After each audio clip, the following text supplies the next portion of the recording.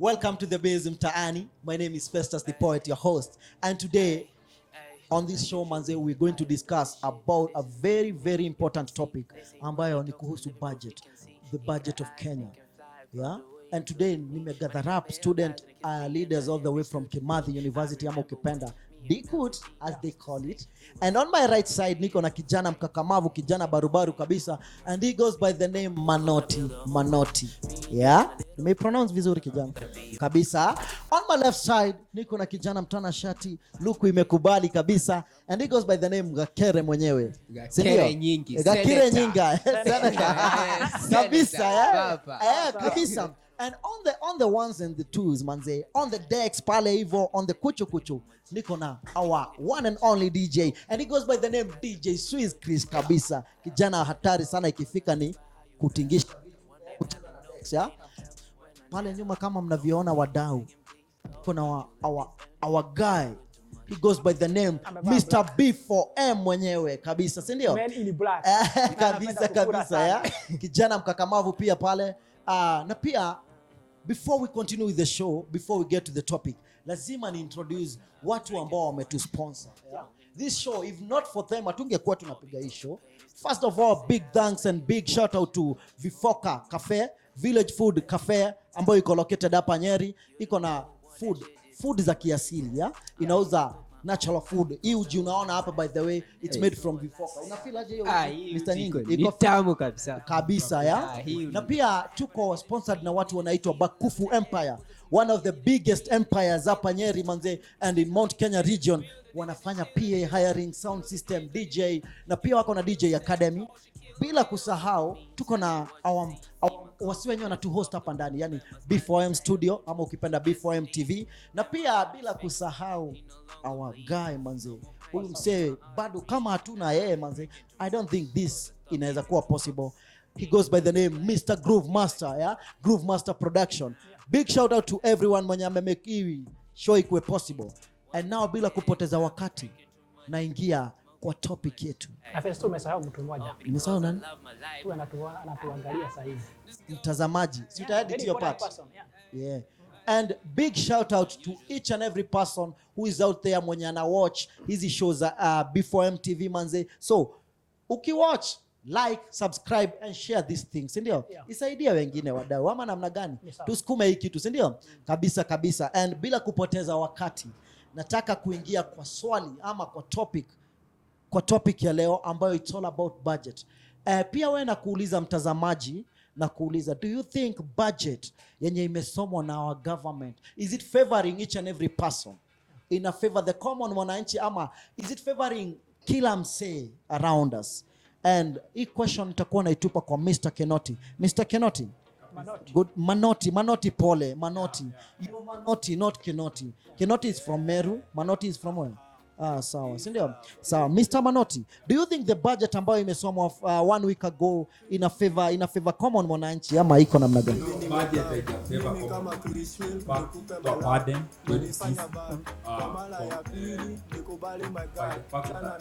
6 trillion. So hiyo inamaanisha kwamba tutakuwa na a lot of taxes to pay, tutakuwa na a lot of debts zenye tutalipa. So itakuwa gharama sana kwa mwananchi, ni mzigo zaidi kwa mwananchi. Hatutaweza kupata hiyo time ya pay madeni, tutaumia sana kwa sababu budget yenyewe iko na deficit ya 950 billion. 950 billion ndio deficit ambayo tuko nayo sisi kama wa Kenya. Yani before tuanze kutafuta pesa already tuko na deni. Mnaelewa? Tuko na deni already. Already kila msee ako hapa ako na deni. Before uko na deni ya government ya Kenya, si ndio? Tuko na deficit bana. I don't understand how tuko na tunataka kuishi maisha hatuwezi. You know, like the government is faking the life, yeah? In a fake manzi. Yeah? Till we make it see poa sana siku hizi. Itatuumiza. Yeah, itatuumiza si wote, si ndio? Yeah. Manze, punda itakufa kwa barabara manze. Back to the topic manze. I'm going to the left side of my other guy hapa, who is Mr. Nyingi. Si ndio? Mr. Nyingi, according to you, do you feel as if budget inakufavor wewe saa kama today? Bearing in mind there is message imekuwa go around about the help imekuwa cut off kiasi. Sijui kama nyinyi kama student mmereceive your message. Receive your message. Ati help imekatwa kiasi. So what's your take on that, about the budget and about each and everything? My take on the budget, looking, this is the last financial year, and our president Uhuru Muigai will be the president. So I think this budget first focused on the big four. That is the universal health care, matters to do with food security, housing, or the big four. And I believe, and I think it's a huge, we might look at the numbers and think perhaps that we are doing well when we see it's 3.6 billion, 3.6 trillion, and we think that they are good numbers, but we as Kenyans will have to dig deeper in our pockets so as to fund the budget. I think it will bring, and we'll see hefty taxes. The VAT will increase. I've seen them proposing on the petroleum products, and this will affect even the normal comrade. Utakuta pale comrade ka mafuta amekuwa kinunua huko kwa Bidco, everything. When you increase petroleum products, una increase kila kitu, unaona, so itakuwa inatuforce. Na venye unasikia umeniuliza mambo ya health, sasa tunalidiwa hadi health haijatoka bana, na bado budget iko hapa. Tunaona ni mingi, lakini more numbers zinaingia pale, ha increase budget ya education, unacheki. So itakuwa hefty, students pale wanaumia, wengine sisi huwa tuna survive na ka help, hivi sasa tunaumia kabisa.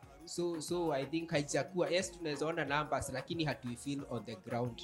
On the ground hatujui venye inaenda. Then hizi loans sisi tu tutalipa baadaye. Kabisa, ni kweli kabisa. So Gakere, you have talked about something that I'm very passionate with, and it's my area of expertise, food security. You know, I've noted that even the agriculture budget imekuwa ikipungua. And you cannot have food security in a country where we don't have very good processing procedures nzuri tunafuata. Pia tunakata budget ya agriculture. Now I'm seeing now like unaniambia budget ya education imekatwa, help haijaingia. What do you think? Na bado someone is still promising us about BBI, tutakuwa na tax holiday. Do you think with this kind of a budget, do you think tutakuwa kama we are taxing the sidages? Manoti uko hapa uko na nurse. You know very well that health is very vital in a society. But sasa wana tax sidages. Za wanaeka VAT kwa syringes. Pia kwa diapers. So squeeze hata mtu asifika itabidi sasa tujipange bana. Unataka kupata mtoto hapa. Ngoja na Gakere. You are a student leader from Dedan Kimathi. You command more than 6,000 people. True. Now look at these 6,000 people. Wako nyuma yako. And someone is promising us BBI that will give us a tax holiday. Do you think it's possible with the kind of the budget we have right now, which is way more high than what we can... Tax holiday, mimi naweza sema hivi kuma juzi umeona watu wa Japan wenye wamekuja kazi. Hadi ikiwa kuna logic wamepewa already through an act of parliament. Tumeona wamepewa holiday. Hakuna kulipa taxes watu wa Kenya. Lakini sisi kama mayouth sahi tunaambiwa ni lazima kwanza BBI ipite ndio tupewe tax holiday. Kwa nini usitupe sahi? Wanasema wana devolve. Why could we not have seen it in this current budget? Tuone ya kwamba hii 35% imeshawekwa right now. Tusiambiwe tu ni after. You know we are promised something ni after everything. Hii Kenya imekuwa, if you read history, tuliambiwa 1963, tuliambiwa after tumepata independence all our problems are solved. We are still having problems. Tukaenda pale multi-party, tukaambiwa multi-party, tukipata multi-party kila kitu itakuwa fit. Itakuwa pale tu tukaambiwa man Moi ameondokea wazee.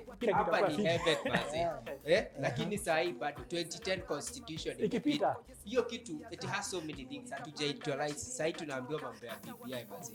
Wazee ni we have to get our priorities right as a country. Do you think despite sisi kudanganywa hivyo na kubebwa ufala, I'm sorry to say because that's what they're doing. Do you think we are the main cause, Mr. B4M? Do you think we're the main cause to that? Because I tend to see it's as if see what Kenya we search. We not hatuna ile wisdom. Hatuna ile wisdom. Tunayo. The problem is, you see, you cannot repeat the same thing, expect different result when you're doing this, you're doing the same procedure. No, even before to do it, you say like, if you have bad leaders, who elected them? They never elected themselves. Yeah. So true, kabisa. We are the ones. And we are the one who elected these leaders. Before tuende hapo, mimi kuna kitu imekasirisha sana. Because I feel if there's something that is very vital and we are ignoring in here leaders. Do you know like right now the only step na ngojea tu moja tu nigojeke tu kidogo hivyo na kuwa poa. Na Manoti uko hapa I understand you are nurse. Kabisa. And naona wana tax medical. Supplies, Wanatax hadi syringes venye What do you mnasema. feel about that? baby formula. Yeah. It doesn't make sense. Like, at the end of the day, the VAT that is on the syringes or the baby formula is going to affect the patients. Yeah. They are going to pay More than the absolutely. And you know, the universal healthcare, apart from the pilot programs that were done here in Nyeri, Kisumu, that was the end of UHC. Yeah. So there are very few people who can afford the universal healthcare and also the NHIS. So it will be a big challenge for them to afford the teaching services. And you feel it's not conducive. It's not conducive. The budget it's not giving a good environment to each and every person. It's a burden. Kabisa, Mr. Before I'll take you back to somewhere that Mr. Kanyinge bado nimeona you driving to that point so much. It's about food security. Na my director amenitumia kitu hapa akaniambia food security, agriculture and food security imekuwa allocated 1.97 billion. Do you think hiyo pesa is it worth kuallocate agriculture and food security hiyo wakati Nairobi Metropolitan Service inakuwa allocated 27.2 billion? You see, Nairobi is big, yes, I understand that. But the question is, you know, like I have been doing my master and research kidogo. I noted like something like wheat. We just the wheat that we produce in the country is allowed a quarter of what we consume. Yet, you know, like the condition of growing wheat is where we have a lot of places that we can grow a lot of wheat in Kenya. But we have never done that. Tuko na mahindi inapata aflatoxin. Why? We have our own coffee. Yeah? You see, the problem with us is that we are jokers. We have very good policies. Kabisa. Very good policies. Ni kama wale have you ever seen those students wale wanafuga na I will you exam ikuje na hajasoma. What do you expect? Kuanguka tu. Kuanguka. That's what is happening to us Kenyans. Yeah. Si ndio? Kabisa. And back to Mr. Nyingi. Mr. Nyingi, niko na swali moja hapa. Sijui kama utaweza kunijibu, lakini I expect you to kunijibu tu. Umesema help, kuna message yenye wamereceive wakiambiwa pesa itachelewa na pia kuna pesa hamta receive mingi sana. Do you think yani mastude wote pale Dedan Kimathi wenye wana depend na hiyo help, do you think wote watakuwa in a way down kiasi ama will they continue with their normal life? A normal life ita change kule campus. We'll see a lot of dropouts kwa sababu the least amount you can receive imepunguzwa kidogo, saini around 34,000 per year. Then tumeweza kuona ya kwamba there were so many students who got above C+ when you the recent released KCSE. So they are joining and they are already those who are continuing. So the numbers will reduce. We'll see some people not benefiting from help, and this will lead to high dropouts. And also the lifestyle, the living lifestyle has gone up. You need a lot of money to for upkeep or your needs, your food, everything in campus is very expensive. So we see dropouts, or we see even people going into drug abuse. They are depressed. Where will they get their money? We'll see a lot of people going back to their villages and all this, and this will lead to a lot of brain drain, and we'll see we'll have wasted a lot of time and also energy and the brains of our students and the Kenyan youths. This thing is hitting me differently. Mr. Kanyingi, Nyingi, sorry, ameleta another issue, Mr. B4M. Amesema, by the way, current KCSE results, a lot of students wamepata C+, of which we know they will join campus, which inamaanisha, in simple terms, in a layman's language, inamaanisha kutakuwa na watu kwa campus wengi sana. Itakuwa so budget lazima iende juu, and right now we are operating at a deficit. At a deficit, Mr. Manoti. What do you think hawa wenye wanaingia, will they be affected ama watakaa mtu what will happen is that the students will join campus will be able to face a lot of challenges. Elbas already said that they will slash some loans. They will also be able to use the amount of money they are getting. So there are also students who are going to miss these loans, by the way. True, yeah. So I see this budget as a way of letting other people outside of the program or what we can say that we cannot accommodate everybody. On the deck of the budget, on the youth, I'm looking at the youth. There are also positive things that we can pick from the budget. There is 3 billion shillings that has been added to Kazi Mtaani. There is also 4.2 billion that has been added to Kenyan Empowerment Fund. There's also about 450 million that has been added to Youth Empowerment Fund. So those are the amount of funds that the budget will see the youth benefiting from. Thank you so much, Mr. Kenoti. Before I get to you, Mr. B4M, Mr. Kenoti amesema all about if funds zenye zote zimeongezewa. Ametouch another sector which is very important and which is affecting a lot of people. About Kazi Mtaani, Mr. B4M. Kazi Mtaani imekuwa, according to the list natumiwa na Mr. Director, anaona Kazi Mtaani imekuwa allocated 23 billion. And bado these guys, they still, kuna time wamekosa kwenda kazi because hawajalipwa. Nashangaa. Mbona mna allocate hii pesa? Do you think it's right? They're allocating this cash and it's not getting to the people who they're supposed to. You know what is happening is, Yeah. I would say like, when I look at Kazi Mtaani, I would say we are trying to copy what America did in 1932 after depression. We are copying the New Deal's ideas. So what they are doing right now is, I'm asking myself, why would you like, hata ukiangalia pesa, mbona tupewe how ministers sio kazi kwa mtaani, asiko ubaya. It's a good thing, yes. Mbona tusiwape hizo jebes wafanya kazi. Even their children, why mbona you see, like, to me I feel like, one, there are so many things that I feel that they are wrong. Nataka kusema saizi hapa juu, like we discussed later. But I feel like there's one question I would even like to ask Manoti and Nyingi. Gakere, niambie kitu moja. Tunaona sasa budget imeenda chini ya help. Do you feel like even there will be even harsh for students wale wamemaliza kama mimi tulimaliza kitabu hatujamaliza kulipa help? What do you feel about that? Oh, personally mambo issue na help ni very crucial. Na already tunaambiwa bado kwa BBI kuna hiyo tax holiday. But when you have not given youth employment, as in you have not even created a conducive environment for them to even create their own jobs, how will they pay back their help loans? So there will be a deficit. There are no people who are paying back so that others can benefit. So there is a big deficit, and I think the students there will suffer. When I come to the issue of Kazi Mtaani, we are seeing even graduates with jembes. This is the 21st century.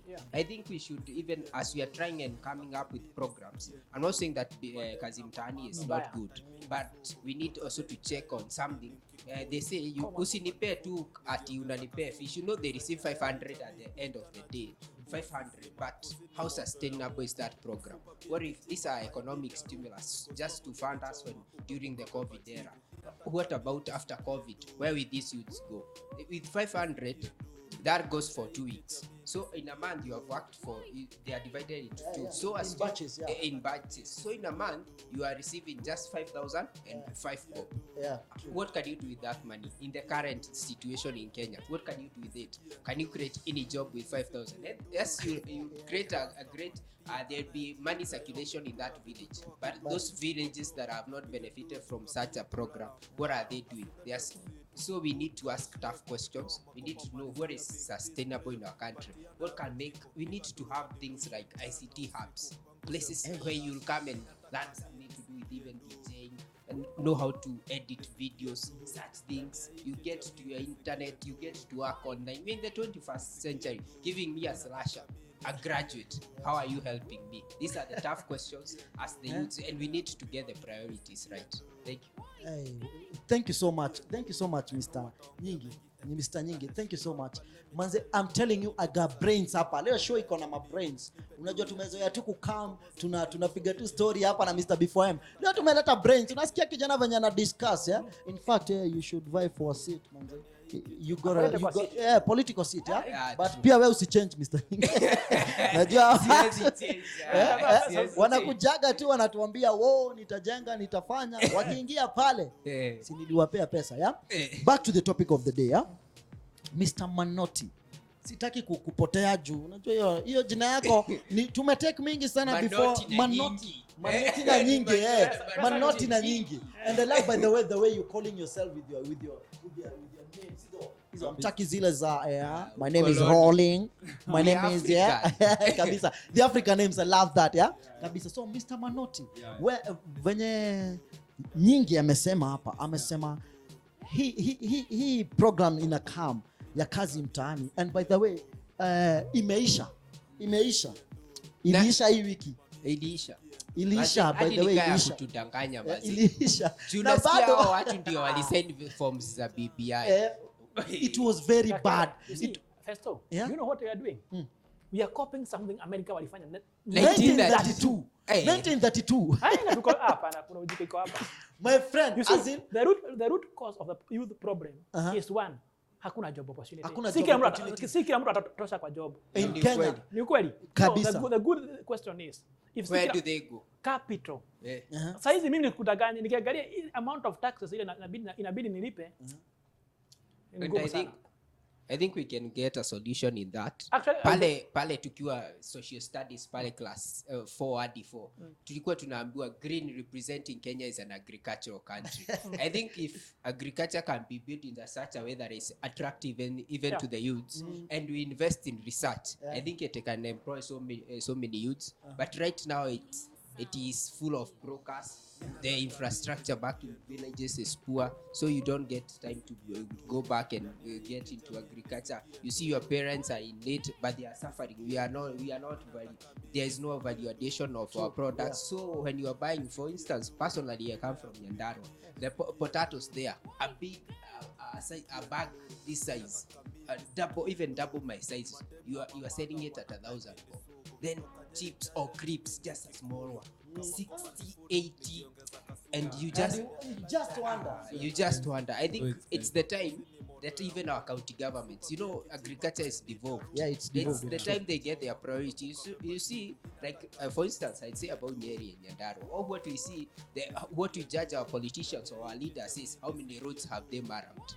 But we don't think about value addition, creating these milk coolants, even processing our milk, having our own industries. These are the things that will help us. Sisi kama youth tutasaidiwa kaa hizo. Ukipata industries kaa 5 hivi, si kuna majobs hapo, wenye wanaleta vitu hapo, and we industrialize our country, tuendelee man, si kutuambia slash up kila wakati. Okay, do you know what is happening? Actually nimesikia kuna act nimepitisha hizo potatoes imekuwa hasi sana. Na we find time to discuss that. By the way. Also kuna as we finalize Africa sama tuende break kidogo ndio tuendelee kidogo. Kaniko ana break Mr. Director. Sawa kidogo. DJ tupende ngoma kidogo. We are back again. We back again. Thank you for your time. Thank you for watching this show, manze. It's called Mtaani, where we get to discuss issues that are affecting youth, now how we can solve these issues. And we were discussing before the break, tulikuwa tuna discuss about potatoes. Potatoes. And on my left hapa kijana Mr. Nyingi, amesema he comes from Nyandarua, and a sack of potatoes there in Nyandarua wanauza shilingi 1,000 giriemwe, lakini when you go to supermarket crepes, I think it's 50 grams. 50 grams unauzwa 60, unauzwa 60 ama 120. Kuna zile za 120. Kuna za 120, my friend, you see. So we are wondering, mnafinyilia mse mwenye ana take time yake 6 months. How 6 months to grow potatoes. 6 months msia may grow, alafu unamnunulia venye unataka vane. Hii Kenya itaendelea, Mr. Manoti, itaendelea na such things. What do you think we can do to avoid such things? So do you know, like hata nimesikia like uweke hiyo waru kwa shamba, lazima upitishwe na gava. Yes, hatutaongea leo. That's a topic for another day. That's a topic for another day. Bado kuna time bado walikuwa wamesema mambo ya maziwa, but we are not here to discuss about that. Mr. Manoti, do you think is it logic? Is it logic to have such things? Yeah? Why do you think it's not logic, bro? Because, for example, how is growing Irish potatoes becoming a crime? that you can be sentenced for 1 year in prison for growing Irish potatoes. Yet we are facing a challenge of food security in the country. Yeah. So how are we achieving even the big four agenda? So it's ridiculous, by the way, that the government can do such things. Even common Mwananchi, they cannot afford even a meal a day. What do you think will happen for the Mwananchi at the ground? Now, right now we are in April. You can pick some vegetables. But what about the common Mwananchi who is on the ground? Who is there in the hood? Interior. In the interior. Festo. Yeah. Hiyo mambo ya waru. Jua Wakikuyu na waru na Ganzufu tunapenda sana. Hiyo tusiongele. Isiongee leo. It's When getting italeta emotional. itakuwa emotional sana. Itakuwa emotional Na bana. kitu kingine Festo. Mimi kuna question nimekuwa nikijiuliza for a very long time and I want to discuss next time. You have time to close up to finalize, but there is one thing nataka Gakere na Manoti mwende mkijiuliza. Yeah. Kwa simu yako unaweza kopa pesa kwa Mshwari. Absolutely. Unaweza kopa pesa kwa Tala na other companies. Absolutely. Mbona youth fund iko kwa simu? A good question over there. A very Bana. good question. Gakere. That's a good question bana. Another thing. Umetoka a few years utabidi utoke uliwezi kaa for Yeah, like Toka shule, Hadi ni months. unaona ni a few months. Sasa unaona mtu kaa sisi youth fund haipei watu kaa sisi tunajaribu kujijenga tuandike. Let me watu tell wengine. you one thing before him. Yeah. You know na hizi youth funds wase wanasemaga. It got a lot of protocols. And you must have someone to connect you. For sure that hiyo naweza I can bear you witness. Lazima ukuwe na big fish pahali ili ya kuconnect upate hii pesa. Now let me finish Mr. Before him. Now once umepewa hizo do mwenye amekupea kama it's 1,000 ama it's 100 Gs lazima umuone kando, imagine. Mpitia mlango ya nyuma. Na bado wanasema they are building the youth. Tunawapea youth, tunapewa pesa hivi, tunapewa something hivi na tunasifoniwa hivi. Pipe ya kupewa inatoshana hivi. I think first so. Yeah? I think we have to find a way of getting the youth council or the guys who are in charge of that office. Yeah. Actually, it's possible even to get you a lawyer. It's very possible. Mbona unasema tuko digital economy na Digital economy na iko tunaweza kopa hii youth fund kama Mshwari bana. Tuikope kama Mshwari kabisa nakwambia. Hey wadau, let me my director ananiambia time manze time. Tumeongea sana manze. It was meant to be 10 minutes. It has been almost 25 minutes of this discussion. It was getting personal and very emotional simply because wameleta waru ndani ya hii kitu. So without wasting na umeguza comrade bana. Hey, hell bana, rudisheni bana. Afu wanatuambia wataongeza fees ya university man. Hey, it's very bad. It's very bad. It's very bad. And without much ado, manze, we want to wind up the show. Big shout out to Mr. Manoti. Pale, big shout out to Mr. Gakere Nyingi Senator. Gakere Nyingi Senator. It's good to mark your territory. That's what he's doing. And big shout out to our DJ on the 1 and 2s, Mr. Swiss Chris, DJ Swiss Chris. And big shout out to our own and only Mr. B4M and Groove Masters and Bakufu Empire pamoja. Na director wetu tunakuvulia kofia. Nakuvulia kofia manze. And sorry manze, leo hatuja take rules zako manze. We are very sorry. Ni venye show imeshika. Discussion imeshika, imekuwa tamu. Ama namna gani Mr. B4M? Imekuwa fiti. So next time lazima tupige kitu kingine bado. Lazima tukuwe na topic wadau.